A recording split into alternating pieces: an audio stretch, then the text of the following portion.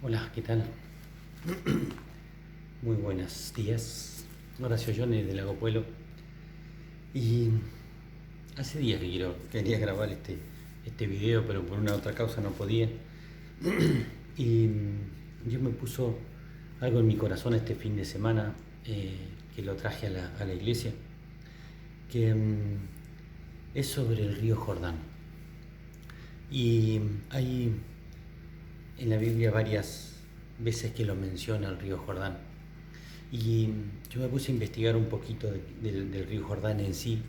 Y dice que el río Jordán es un río con varios meandros. Meandros son, no es que vaya mucho al baño, sino que las, las curvas, tiene muchísimas curvas el río. Va para un lado, viene y va para el otro y viene. Y va mucho, mucho, mucho, llevando agua y nutrientes a distintos lugares. 320 kilómetros de río para recorrer una distancia de 104 kilómetros. Así que dense cuenta la cantidad de vueltas que da el río. Y viene desde el mar de Galilea hasta el mar Muerto, 104 kilómetros, con una pendiente de 180 metros. O sea que es un río caudaloso. Y tiene varios afluentes que lo alimentan al río. Dice que más o menos tiene hasta 3 metros de profundidad, de 1 a 3 metros de profundidad, caudaloso, y que sus márgenes va entre 20 y 30 metros de ancho en épocas normales, ¿no? Y va hacia el Mar Muerto, que está a 396 metros debajo del nivel del mar. Es el lugar más bajo del planeta, donde la salinidad del lago es tal que es muchísimas veces más que incluso del Pacífico. Y recibe en la primavera las aguas del monte Hermón cuando deshiela, termina también sobre el río Jordán, que eso le da un gran cauce, una gran cantidad de agua. Y de eso quiero hablarles sobre este río y contarles dos historias que ocurren con este río. Una es con el pueblo de Dios guiados por Moisés y el otro cuando los guía Josué. Allá por el libro de Números, en capítulo 13 y 14, nos cuenta la historia de que el pueblo de Dios, Dios los saca a través de la mano de Moisés de Egipto, donde estaban esclavos después de tantos años, y van al desierto, llegan frente al Mar Rojo y había incredulidad, porque era un pueblo duro, el pueblo que salió de Egipto, y todavía muy aferrado a su corazón al pasado. Y llegan frente al Mar Rojo y Dios abre las aguas del Mar Rojo, divide las aguas y ellos pasan, sálvese quien pueda, corriendo, y del otro lado las aguas se cierran y matan a todos los egipcios que venían para acá para matarlos, y ahí empieza el júbilo, la alegría, el jolgorio de festejo, porque en realidad no le creían a Dios. Era un pueblo rebelde, era un pueblo egoísta, quejoso. Y llegan, dirigidos por Moisés, hasta las puertas de la bendición. Lo mismo ocurrió con Josué. Dios les había prometido que les iba a dar un lugar para vivir, donde dice que era tan abundante que fluía leche y miel. Era un lugar de bendición, de paz, de prosperidad, de alegría, de gozo, por la presencia de Dios en ese lugar, tierras prometidas. Los dos pueblos tenían, estas dos historias, las dos tienen la misma promesa de Dios. Pero ¿qué pasa? El pueblo que estaba con Moisés, que había salido de Egipto, no le creía. Y entonces Dios les dice, bueno, manden, tomen un hombre de cada tribu, de la tribu de Israel, uno de cada tribu, y que vayan a investigar la tierra prometida. Vean por sus propios ojos si no es verdad. Así que fueron, pero de los 12, solamente 2 volvieron con noticias positivas, que es una tierra abundante. Ellos traían entre un palo de hombro a hombro racimo de uva gigante, mostrando la tremenda provisión de Dios que daban esas tierras. Y ellos, los otros 10, no, acá el pueblo son como gigantes, hay ciudades amuralladas, hay guerreros, no vamos a poder hacer nada, no, nos van a matar, nos van a comer, nos van a pasar por arriba. Incredulidad, falta de creerle a Dios las promesas que él le había dicho. Era un pueblo egoísta, desobediente, no agradecido. Y tantas veces, dice la Biblia, hasta 10 veces le habían fallado a Dios, habían quejado, le habían opuesto. Y Dios le había dado calor, de las noches de frío, le había dado sombra durante el día, le había dado todo, le había dado las plagas a Egipto para que pudieran salir. Pero este pueblo era muy quejoso, el pueblo que estaba con Moisés. Entonces, incluso quisieron apedrearlos a Caleb y a Josué, que eran los dos de la tribu de Israel que habían dado las buenas nuevas. Así que Dios dijo, no van a pasar a la tierra prometida, no van a pasar. Y volvieron al desierto a pasar esos 40 años en el desierto. Pero también les dijo que iban a morir ahí en el desierto, sus huesos iban a quedar en el desierto y no iban a pasar ellos a la tierra que Dios. Y luego está la otra historia, que es con Josué, frente a este mismo límite, el río Jordán. El mismo límite, en la misma situación, en el mismo lugar donde estuvieron sus padres, están ahora sus hijos, los que nacieron en el desierto. Y están frente al Jordán. Y ahora, entonces vuelve la misma promesa hacia Josué, le dice, como estuve con Moisés, voy a estar contigo. Y al pueblo le dice lo mismo, pasarán al otro lado y recibirán la bendición, la abundancia, siempre y cuando sean obedientes y los hagan en la voluntad de Dios. Y esto está en Josué, el 6.º libro de la Biblia, en capítulo 3 y 4. Y acá Dios les da las instrucciones de cómo deben hacerse. Les da la profecía que se iba a cumplir y les dio la promesa también de que iban a pasar. Lo mismo les dio al pueblo anterior, a sus padres. Pero este era otro pueblo, ya no tan contaminado con el Egipto como estaban los corazones de sus padres. Y luego de que les dan las instrucciones que le dice, se van a levantar, van a esperar 3 días, van a conocer todo lo que vamos a hacer. Va a pasar primero el arca del pacto, luego los soldados y luego el pueblo. Y los levitas que llevaban, los sacerdotes que llevaban el arca, tenían que ir y llegar al borde del río. Estaban en la época de la siega, dice el 3.14, que es el tiempo donde viene el deshielo, donde las márgenes del río, por el desborde de la cantidad de agua, ya no tenían 30 metros, sino tendrían 4 veces más lo que dice en épocas normales del río. O sea que era mucho más profundo, mucho más caudaloso y muchísimo más ancho. Y acuérdémonos que eran más de 2 millones de personas las que venían ahí caminando, con todos sus enseres, con sus niños, sus bebés. ¿Cómo iban a pasar este problema?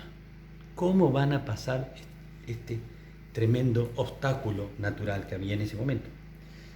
Y Josué le dice, primero Dios le dijo a Josué y Josué le dice al pueblo, que van a llevar el arca del pacto. El arca del pacto, a ver si se acuerdan, era una caja de madera forrada en oro que tenía arriba en la tapa 2 querubines con sus alas hacia adelante. Era llevado por los sacerdotes santificados especialmente para esa tarea, separados, apartados solamente para esa tarea.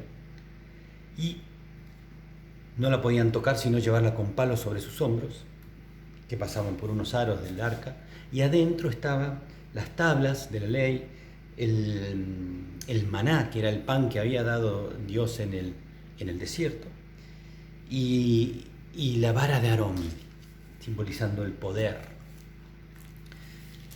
Eso era la presencia de Dios entre los hombres.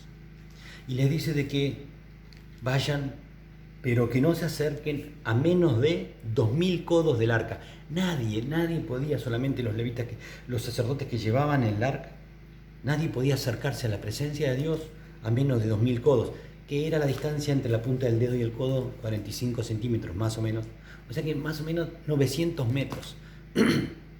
Y ellos no tienen la posibilidad ellos no tuvieron la posibilidad que tenemos hoy nosotros, porque nuestro Cordero, Jesucristo, murió en la cruz, pagó el precio por mi vida.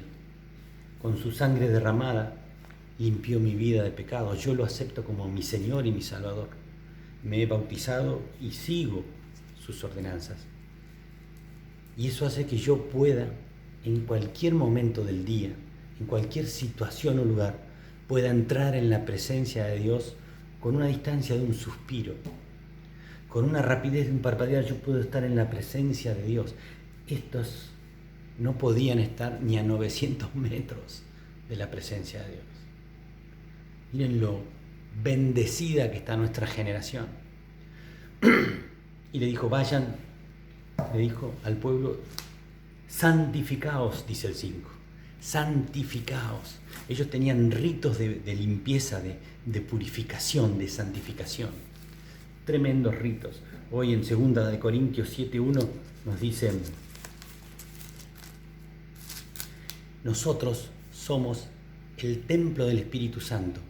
Cuando yo invito al Señor Jesús a morar en mi vida y viene a través del Espíritu Santo, transforma mi cuerpo en un templo sagrado. Dice, habitaré y andaré entre ellos y seré su Dios y ellos serán mi pueblo, por lo cual salid de en medio de ellos, apartaos, dice el Señor, y no toquéis lo inmundo, y yo os recibiré y seré para vosotros padre, dice el Señor Todopoderoso, y vosotros me seréis hijos e hijas. Así que, amados, puesto que tenemos tales promesas, limpiémonos de toda contaminación de carne y de espíritu, perfeccionando la santidad en el temor de Dios.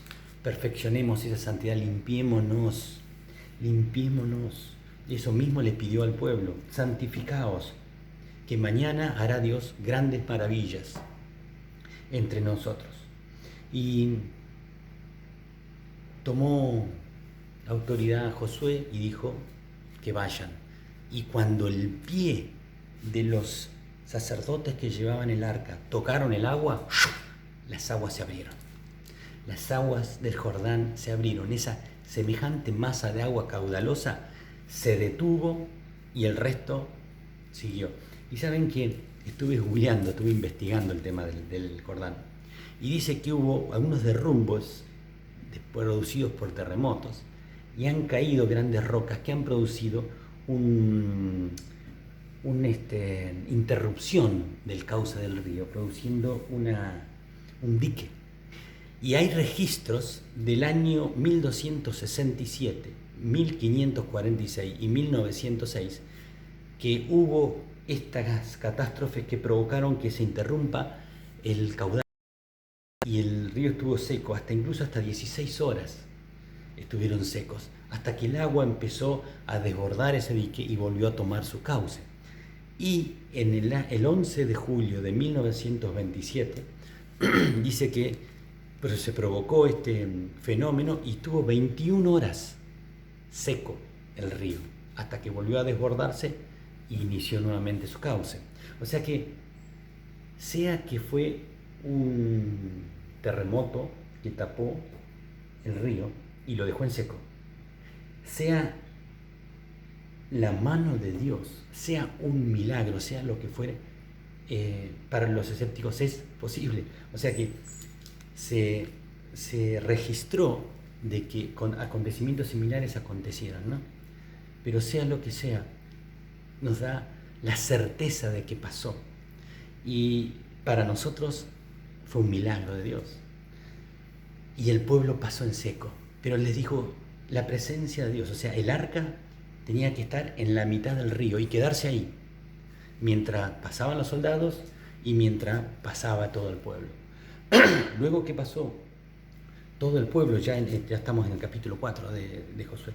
Luego que pasó todo el pueblo, Josué que vayan hasta el centro del río, al lado donde estaban los sacerdotes, y tomaran 12 piedras, cada representante de las tribus, uno por cada tribu, o sea, los 12, y levantaran un altar donde acampó el pueblo después de pasar el río.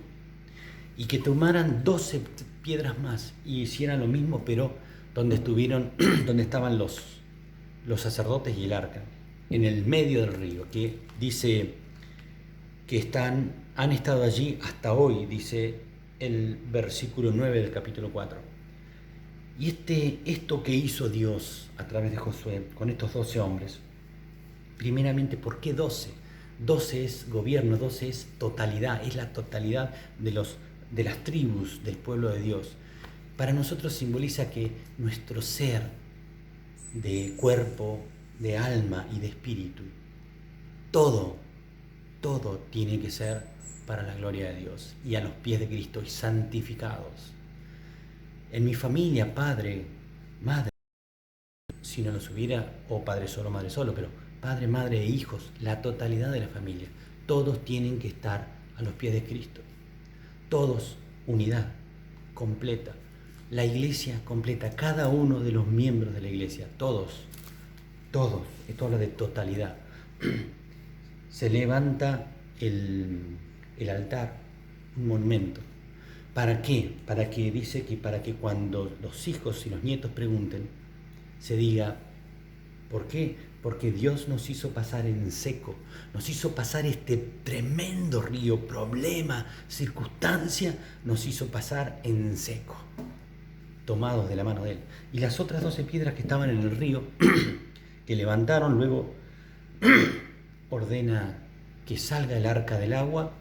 Cuando los pies de los sacerdotes terminan de salir del río, el río vuelve a su cauce normal, vuelve a sus cauces corriendo como antes sobre todos sus bordes, dice el 4:18, normalmente. Y quedaron sepultadas hasta el día de hoy, dice el 9:4:9, esas piedras. ¿Qué simbolizan para nosotros? El pasado. A ellos simbolizaba lo mismo. A ellos simbolizaban Egipto. Simbolizaba todo lo que los traía para atrás. Todo el pecado de sus vidas quedaba enterrado ahí. Dice Dios que si vos realmente te arrepentís de tus pecados y te confesás, humillás, sacás afuera todo lo malo que tenés adentro, Dios lo toma y lo echa en lo profundo del mar, como esas piedras, y se olvida de eso. Y sos una nueva criatura y no hay condenación para los hijos de Dios. Eso mismo pasa con nuestro pasado, queda sepultado. No tenemos que volver a bucear, a buscar esas piedras, lamernos las heridas o volver a los vicios, no. Dejémoslas enterradas donde tienen que estar, donde Dios ordenó que sean puestas. Y salieron del arca y levantaron el altar donde ellos moraron. ¿Para qué? Dice en el 24, ¿para qué? Hay que acordarse de que siempre Dios va a estar con nosotros. Ahí les mostró que el pueblo tenía que ir detrás de la presencia de Dios. Siempre tenemos que ir tomados de la mano del Señor. Si no, no podremos. Y estamos a merced del enemigo. El arca pasó y se quedó en el medio del agua, río seco, hasta que los soldados pasaron y hasta que todo el pueblo pasó. Y dice Isaías 43, dice, ahora así dice Jehová, creador tuyo. Acá le está hablando a la iglesia, te habla a vos. Ahora sí dice Jehová, creador tuyo, no temas. No sé qué problema estarás pasando, no sé cuál es ese Jordán que tenés que atravesar, no sé qué decisión tenés que tomar, no sé qué tenés que soltar o qué tenés que empezar a agarrar, no sé qué tenés que dejar de hacer o no sé qué tenés que empezar a hacer. Pero te dice el Señor, no temas. Isaías 43:2 dice, no temas, porque yo te redimí y te puse nombre, mío eres tú. Cuando pases por las aguas, yo estaré contigo. Y si por los ríos, no te anegarán. Cuando pases por el fuego, no te quemarás, ni la llama arderá en ti. Siempre y cuando esté, como le pasó a este pueblo, ¿no? El arca en el lugar de la situación donde pasaban. Mientras vayas con el Señor, el Espíritu Santo te va a guardar. ¿Para qué? 24 dice, para que todos los pueblos de la tierra conozcan que la mano de Jehová es poderosa, para que temáis a Jehová vuestro Dios todos los días. Para que temáis, para que conozcas quién es Dios, para que sepas que el Señor está contigo. Cuando lo llames, cuando lo necesites, cuando lo dudes, todo, siempre va a estar contigo. Sea que pases por las aguas, el fuego no te quemará, porque el Señor va a estar con vos.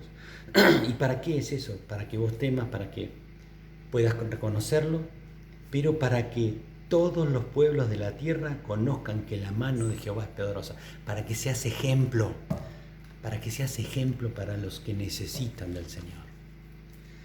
O sea que tenemos el pueblo que estaba con Moisés, que no pasó el Jordán, no llegó a la promesa, no recibió lo que Dios tenía para ellos, porque eran un pueblo duro de servir, desobediente, egoísta, quejosos, incrédulos, eran negativos, eran muy quejosos, pero nosotros, ¿no? En cambio el pueblo que estaba con Josué era distinto, era obediente. Y lo primero que tenemos que hacer para poder pasar este Jordán es reconocer que Dios es creador y sustentador de todas las cosas. Y Él no está en pandemia, Él no está en enfermedad, Él no está en cuarentena. Dios está al control de tu situación. Dios está en control de todo lo que nos pasa. Reconocer que Dios es creador, sustentador y está al control. Reconocer que somos necesitados espiritualmente, necesitamos limpiarnos, necesitamos, como les dijo, santificar nuestras vidas. Santificaos, les dijo. Debemos reconocerlo. En Primera de Juan 7, Primera de Juan 1, 1:9, pero vamos a leer del 7. Dice que confesaos porque Dios es fiel y justo para perdonarte, para perdonar nuestros pecados y limpiarnos de toda maldad. Y el 7 dice, pero si andamos en luz, como Él está en luz, tenemos comunión unos con otros. Y la sangre de Jesucristo, su Hijo, nos limpia de todo pecado. Si decimos que no tenemos pecado, nos engañamos a nosotros mismos y la verdad no está en nosotros. Es para los que dicen, yo no hago nada, yo soy bueno, yo no mato, no robo. No. El que dice que no tiene pecado, lo hace mentiroso a Dios. Y si confesamos nuestros pecados, Él es fiel y justo para perdonarnos nuestros pecados y limpiarnos de toda maldad. Si decimos que no hemos pecado, le hacemos a Él mentiroso y su palabra no está en nosotros. Debemos reconocer nuestra necesidad de limpiarnos, nuestra necesidad espiritual de Dios. Debemos reconocer que Jesús es el Salvador, pero también es el Señor. Y debemos reconocerlo no solamente como Salvador, sino como Señor, como dueño de nuestras vidas. Y reconocer de que Él, por su sangre, por su muerte en la cruz, nos liberó. Pasamos de muerte a vida. Pasamos de muerte a vida, eso está en Juan 5:24. Pasamos de muerte a vida y nos está de las tinieblas. Colosenses 1:3 dice, 1:13. Esto es tremendo porque no nos podemos luego justificar cuando hacemos las cosas malas, ¿no? El cual nos ha librado de la potestad de las tinieblas y trasladado al reino de su amado Hijo, en quien tenemos redención por su sangre, perdón de pecados. El diablo ya no tiene potestad sobre mí. Cuando yo vuelvo a tomar esas piedras, es porque a mí me agrada, porque a mí me gusta, porque yo lo extraño, porque tengo ganas porque creo que... Pero Jesús ya te hizo libre. Tenemos que pasar ese Jordán. ¿Cómo? Con una mentalidad de libres. Tenemos que dejar de lado que ya Dios nos dio la potestad para hollar serpientes, para pasar por el fuego, por el agua, por todos lados, porque Él va a estar ahí. Pero el enemigo ya no tiene más autoridad sobre ti si vos no se la das. Así que tenemos que derribar esa mentalidad de esclavitud. La mentalidad que tuvo el pueblo que estaba con Moisés. Debemos erradicar esa mentalidad de esclavo. Ya sos libre en el nombre de Jesús. Sos libre en el nombre de Jesús. Y tener esa mentalidad de pueblo libre que guiado por el Todopoderoso, guiado por Dios, vamos a poder luchar hasta el final para entrar en la tierra prometida, para recibir las promesas que están escritas en este libro. Todas las promesas que te haya dicho Dios, o todas las que hayas leído, o todas las que te hayan dicho, o todas las que te puedan haber escuchado. Esas son promesas de Dios que van a venir. Pero por Dios, tengamos en claro esto, derribemos esa mentalidad de esclavitud, como tenía este pueblo esclavo de Egipto. El pasado ya quedó atrás. Si lo confesaste, nadie puede acusarte. Dios ya la tiró al fondo del mar. Si te vienen a acusar, es el acusador, es el diablo, no es Dios. Así que derribemos, desechemos, tiremos esa mentalidad de esclavo.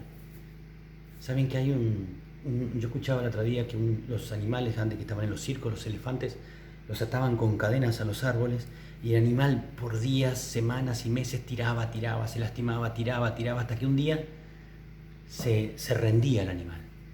Se rendía a estar atado. Luego pasaba el tiempo y lo ataban a un palito que el animal con un pequeño esfuerzo lo tiraba, pero cuando él sentía la presión ya se quedaba quieto porque ya estaba con mentalidad de esclavitud.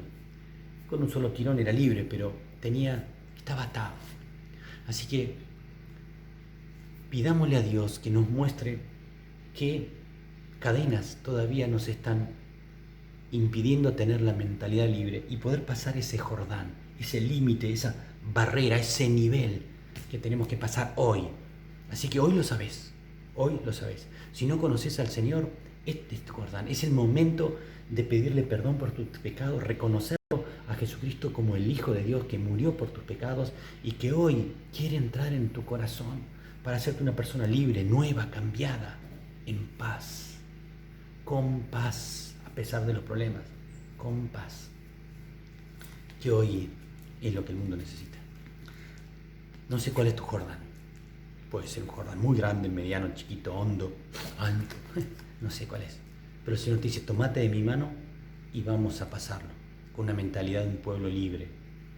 Así que ruego a Dios que te traiga revelación a tu corazón, de que Él te está extendiendo la mano para que te tomes fuerte de Él para pasar esta prueba, este tremendo límite que hoy está frente a vos.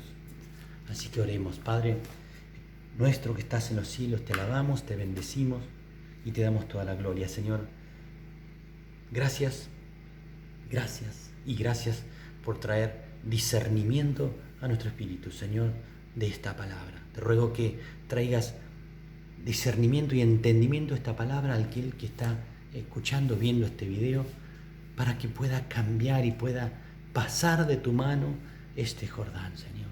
Gracias, Padre, gracias, Hijo, gracias, Espíritu Santo, en el nombre de Jesús. Amén. Amados, los saludamos hoy desde adentro porque afuera está lloviendo, hace mucho frío y no hay luz, así que tengo el motor prendido y hay mucho ruido afuera. Dios les bendiga, los abrazo grandes de acá del Lago Pueblo, Chubut.